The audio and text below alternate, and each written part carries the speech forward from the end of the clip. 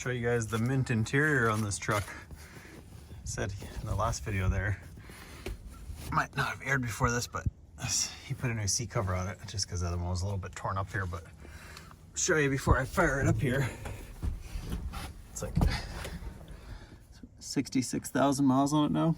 He drives it quite a bit actually, but that's the original miles. It's got the original carpet on it. He put this down just to keep it from getting wrecked, but yeah, pretty wild.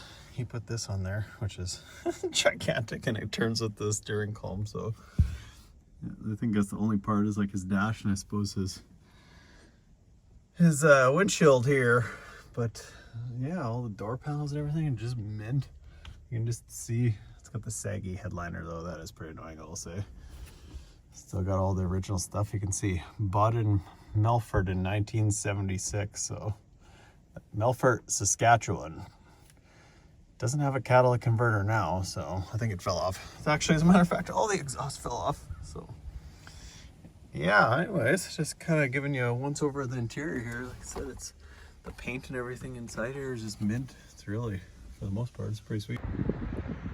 All right, guys, so you saw us loaded on the trailer. It did drive, but the transmission had puked quite a bit of oil out while I was sitting over his winter break here. So I wanted to just get it home so it doesn't get vandalized or whatever, but we are going to do all the work at home, I'm thinking anyways. You can kind of see pretty distinctly at this light here. I wanted to pull it out while we were in the sun here.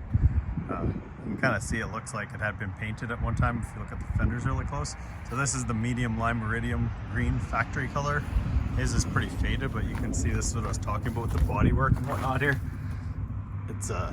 It's actually tin right underneath there, and they must have kind of put some Bondo in there at one point. They actually sort of did a halfway decent job, but it probably lasted a lot of years. But it's on these fenders, and the doors are pretty good, fairly straight. So when the whole incident happened with his axle falling out, you can see this side, it actually ripped right out, and you can see it caught there, ripped his trim off. And this is probably the worst part of it because it was going to need box sides anyways, but that's probably about the worst spot in the cab that you could actually hit there because it's right in the corner, and that's really hard to, I mean, especially for us, we're going to do the body work ourselves and everything, and we don't really know exactly what we're doing a lot of the time. Just kind of learn as you go, but I think a little bit of time spent on it, we could probably get it pretty decent. But yeah, that wasn't the ideal, but we put these wheels on there not that long ago. They're just factory Chevy wheels there. They come on like Suburbans and some of the square body trucks and stuff, but it looks pretty killer with that. It was pretty cool. So yeah, you can see he put the 10 bolt in it there. Don't mind my chaining job here. We're not going very far. I just wanted to get it home. A couple little things that need to be tweaked here anyways. I can see that the looks like the U-bolts weren't quite squared up there, and I think the diff might be a little bit off. But yeah, he's done quite a bit to it. He put a new rear bumper on it there. What else here? I'll show you a little bit of the interior here. Oh, did he actually lock it? He did lock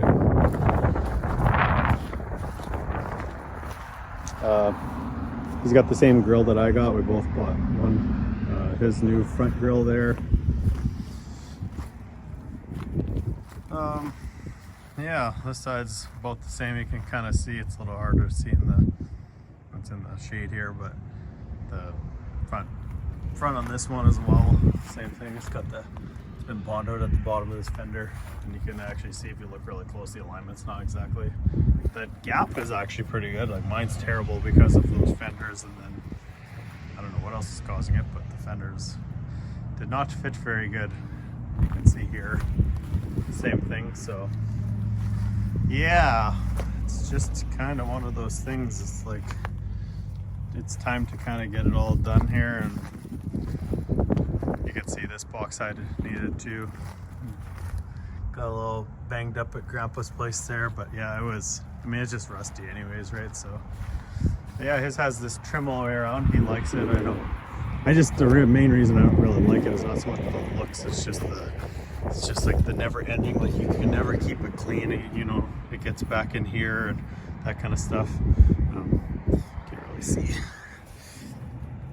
he put the tack in it there on the steering column. Was kind of made me laugh, but so I got the factory interior. He put a new seat cover on it, but it's like the seat's like brand new, the interior is like brand new. And yeah, the bed is pretty good. Still got the factory spare that I did burnouts on at that last burnout competition. If you could see, burn them down a little bit, but it's still fine. It's probably still holding air, as a matter of fact. Oh, no, it's not. But yeah, tire from 1978. You can see that. So yeah, that's kind of what we got going on here. We're gonna take this thing home, and it's probably gonna sit on the back burner for a little bit while we do some of our other projects here. But pretty cool truck. Needs just a little bit of everything though, like I said. So fenders, box sides, paint, 383 stroker kit. He's got the locker in it now, which is cool. Gonna need a transmission, probably just find a used one. I was thinking, I wish I would have caught it when he started it there, because he fired it up just as I was walking up to the parking lot. It wasn't ready yet, but I think maybe it needs valve seals. It just runs bad anyways, but it fired up and it was freaking smokes pretty good. So probably valve stem seals or something like that. And yeah, but overall the truck is still pretty solid. I mean, considering it's a Canadian truck, basically it was one owner truck before we got it there, so it's pretty decent shape really. It was their going to town truck. It was their fancy truck at the time, and yeah, I'm gonna get it back to what it once was, hopefully. I think he's probably gonna paint it back to the same factory color here. So if you look really close, you can kind of see. I don't know if that's just because I would assume that's like matching issue, but somewhere in between these two, I think this is cool. This color's pretty cool. Mine, I ended up buying Summit Racing paint for it because I was just on a budget and it was 80 bucks and I was just trying to keep it cheap. The factory paint color, I think we actually have it scanned because I painted my rocker with it. But I think to do this whole truck, it'd probably be about $700 just for the paint, which in the big picture, if you're going to keep it, isn't too bad. But I don't know if you can kind of see here underneath. It's probably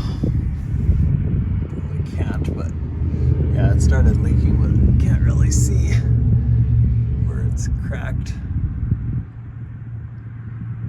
No, not really. But yeah, you guys get the gist of it anyways. But yeah, pretty cool truck. I wish mine would have been this good to start, because at this point it would be pretty much like new now. Now mine's still, because the cab was so bad, it's now there's still alignment issues and the doors don't really fit the best, and yeah, just lots of little things like that. But yeah, anyways, well, the biggest downfall of his truck is it doesn't have air conditioning, so that'll be kind of a hassle. But other than that, yeah, should be on the go next year. So as we start doing work to this thing, we'll try to keep you updated at home there, probably build the engine in the garage, and yeah. All right, guys, we'll catch you in the next one. Thanks for following. Make sure you like, subscribe, and yeah, so catch you in the next one. Thanks, guys.